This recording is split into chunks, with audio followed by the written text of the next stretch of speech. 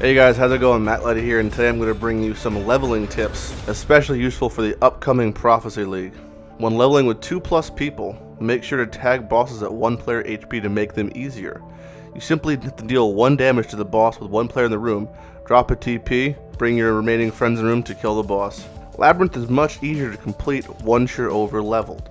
Now the traps do mostly percent based damage, but trivializing the enemies makes it a lot less stressful.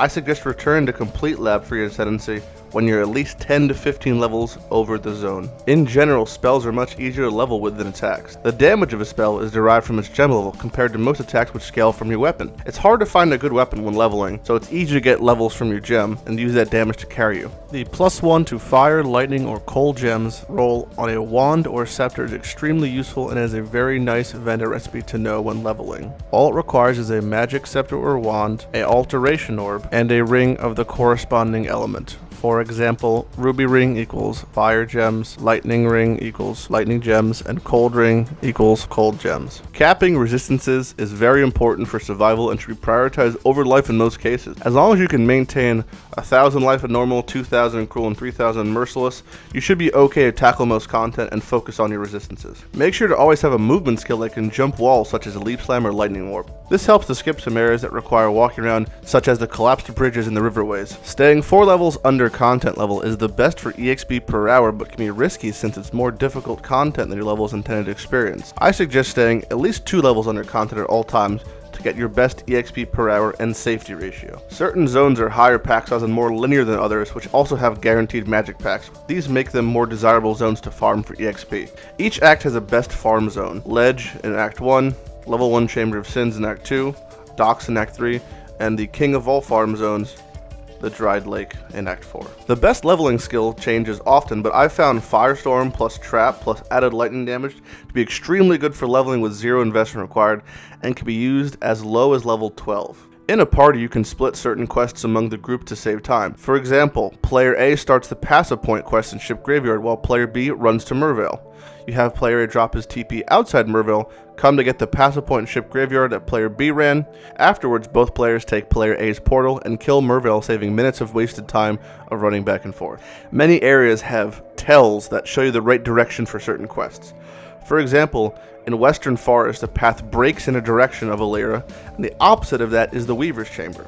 Another example is in Warehouse, the soldier corpses outside the doors lead you towards the marketplace. And also the path to Fidelitas in Chamber of Sins is always up north, so following the top wall will always get you there eventually. Don't forget to check your vendors after every level. Town vendors reset when you level, and often will have items that sell for chromatics, and in certain cases even 6 sockets, 5 links, and the elusive 6-link item. Movement speed is the key to quick leveling. Having things such as a Quicksilver Flask or high movement speed boots is always advantageous.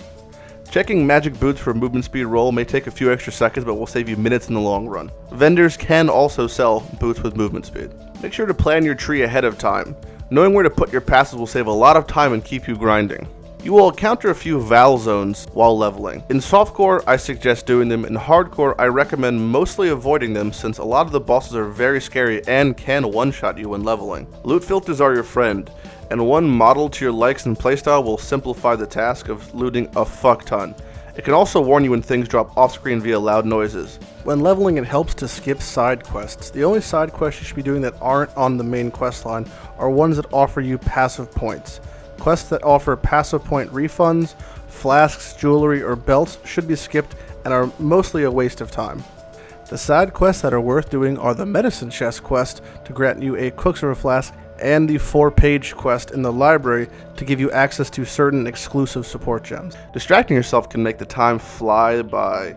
I suggest if you have friends, get in voice chat, or listen to audiobooks and music are a great way to escape the monotony of leveling for the 100th time on a new character. Make sure to stay hydrated and fed. You can grind levels all you want, but you can't grind levels if you're dying on the ground. Personally, I like to drink seltzer because it's like water but kind of fun. That about wraps it up, guys. I hope these leveling tips have helped you. Good luck in Prophecy League. I'm Lighty, and have a good day.